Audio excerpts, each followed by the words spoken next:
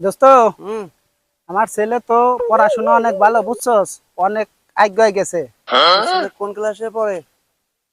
কোন ক্লাসে ছেলে যে কোন ক্লাসে পড়ে রে, তা তো মনে নাই দোস্ত। চল সামনে মনে আছে, দেখি জিজ্ঞেস করবানে। জিজ্ঞাসা করি।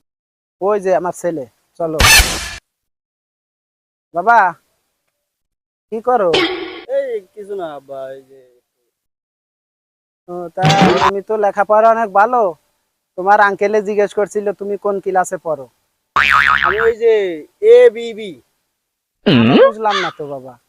এ বিবির মানে হইলো এখন বিয়ের সময়।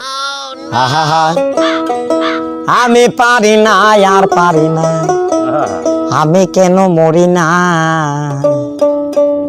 আজরাইল কি চিনে না আমারে গো, আমি পারি না আর পারি না।